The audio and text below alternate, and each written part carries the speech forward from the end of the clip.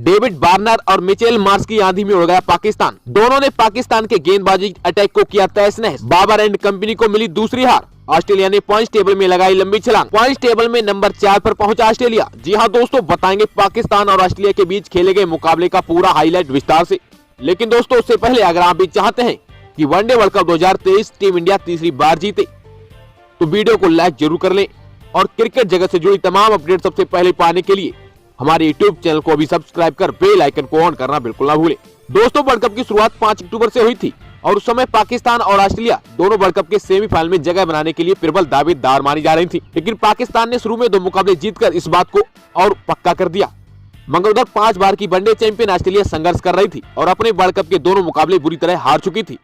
पहले भारत ने उसे 6 विकेट से रौंदा था और फिर बाद में साउथ अफ्रीका द्वारा ऑस्ट्रेलिया को हार झेलनी पड़ी थी। और आलम यह रहा कि ऑस्ट्रेलिया जो 5 बार की वनडे चैंपियन है, वह पॉइंट्स टेबल में सबसे नीचे पड़ी थी। तब ऑस्ट्रेलिया के कप्तान पैट कमिंस की काफी आलोचना हो रही थी और तब पैट कमिंस ने कहा था कि हम कमबैक करेंगे और तब सबको ये बात हवाई लगने लगी। लेकिन फिर कंगारू ने जीत की तरफ कदम बढ़ा दिए और अपने पहले मुकाबले में जीत हासिल कर ली और श्रीलंका को बुरी तरह रौंद दिया था। और फिर 20 अक्टूबर को ऑस्ट्रेलिया का सामना एमए चिदंबरम स्टेडियम बंगलौर में पाकिस्तान से हुआ। मुकाबले के लिए सिक्का उछला और पाकिस्तान के कप्तान बाबर आजम के पक्ष में जा गिरा और बाबर आजम ने बिना देर करते हुए बॉलिंग करने का फैसला कर लिया और ऑस्ट्रेलिया को पहले बल्लेबाजी का न्योता दिया। पहले बल्लेबाजी का न्योता पाकर ऑस्ट्रेलिया की तरफ से ओपनिंग करने उतरे डेविड वार्नर और बर्थडे बॉय मिचेल मार्श। दोनों शुरुआत से ही पाकिस्तान के बॉलिंग अटैक पर हावी हो गए और पाकिस्तान के कप्तान बाबर आजम को लगने लगा कि पहले गेंदबाजी चुनकर गलत फैसला ले लिया। लेकिन तब तक देर हो चुकी थी। ऑस्ट्रेलिया के दोनों ओपनर पाकिस्तान के बॉलिंग अटैक की धज्जियां उड़ा रहे थे और पाकिस्तान के बॉलिंग अटैक को ऐसे मार रहे थे मानो ये गली क्रिकेट खेल रहे हो। दोनों पाकिस्तान के हर गेंदबाज को जिधर मन कर रहा था उधर दौड़ा कर मार रहे थे। इस दौरान वार्नर ने मात्र 39 गेंदों पर अपना अर्धशतक पूरा कर लिया। फिर मार्श ने भी अपना अर्धशतक पूरा करके अपना बर्थडे सेलिब्रेट किया। लेकिन अभी तक दोनों को पता था कि काम अभी अधूरा है। दोनों ने रनों के स्कोर को ऐसे आगे बढ़ाया मानो ये T20 मुकाबला हो और उनके सामने कोई कमजोर टीम फंस गई हो।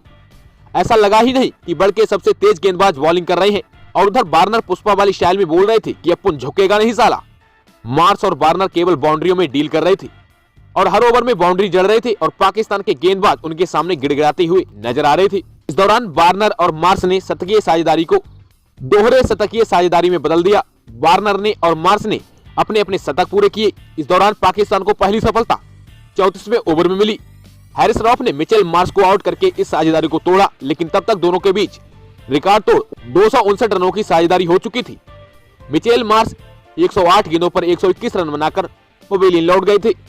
मार्श की इस पारी में 10 चौके और शानदार 9 गगनचुंबी छक्के शामिल रहे थे। इसके बाद 259 के स्कोर पर ही रॉफ ने मैक्सवेल को अपने इसी ओवर में चलता कर दिया। मैक्सवेल खाता नहीं खोल पाई, लेकिन एक तरफ से लगातार वार्नर रन बरसा रहे थे। 284 के स्कोर पर ऑस्ट्रेलिया को स्मिथ के रूप में तीसरा झटका लगा। स्मिथ भी 7 रन बनाकर पवेलियन लौट गए। इसके बाद 325 रन के स्कोर पर ऑस्ट्रेलिया को बड़ा झटका लगा और ओपनर डेविड वार्नर आउट हो गए। वार्नर ने अपनी ताबड़तोड़ पारी में 163 रन बनाए और गर्मी के मौसम में पाकिस्तान के गेंदबाजों की हालत खराब करके रख दी। वार्नर की इस पारी में 14 चौके और 9 शानदार छक्के शामिल रहे। जब तक वार्नर क्रीज पर थे तब तक लग रहा था कि ऑस्ट्रेलिया की टीम 400 के पार हो जाएगी। लेकिन वार्नर के आउट होते ही ऑस्ट्रेलिया का कोई और बल्लेबाज कमाल नहीं कर सका और ऑस्ट्रेलिया की टीम निर्धारित 50 ओवर में 9 विकेट खोकर 367 रन ही बना पाई। दोस्तों, बात अगर पाकिस्तानी गेंदबाजी अटैक की करें तो पाकिस्तान के लिए साइंस अफरीदी ने 10 ओवर में सबसे ज्यादा किफायती गेंदबाजी करते हुए 54 रन देकर 5 विकेट अपने नाम कर लिए और वे सबसे सफल गेंदबाज रहे। इसके अलावा रॉफ ने 8 ओवर गेंदबाजी की और 83 रन लौटा दिए और उनके हाथ 3 सफलता लगी। अफरीदी को छोड़कर हर पाकिस्तान के गेंदबाज को मार पड़ी। इसके बाद 368 रनों के टारगेट का पीछा करने उतरे पाकिस्तान के ओपनर बल्लेबाज इमाम उल हक और अब्दुल्ला शफीक। दोनों ने शानदार तरीके से बल्लेबाजी की और वैसे ही बल्लेबाजी करने की कोशिश की जैसी मार्श और वार्नर द्वारा देखने को मिली थी।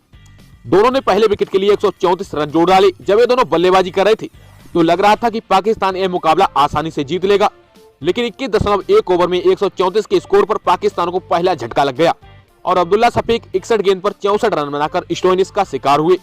अब्दुल्ला की इस पारी में 7 चौके और 2 छक्के शामिल रहे और इसके बाद 23.4 ओवर में पाकिस्तान को और बड़ा झटका लगा और शानदार लय में दिखाई दे रहे ओपनर इमाम उल हक भी 71 गेंदों पर 70 रन बनाकर आउट हो गए और दोनों ओपनर पवेलियन लौट गए। और उसके बाद कप्तान बाबर आजम एक बार फिर फ्लॉप रहे और 14 गेंद पर 18 रन बनाकर आउट हो गए।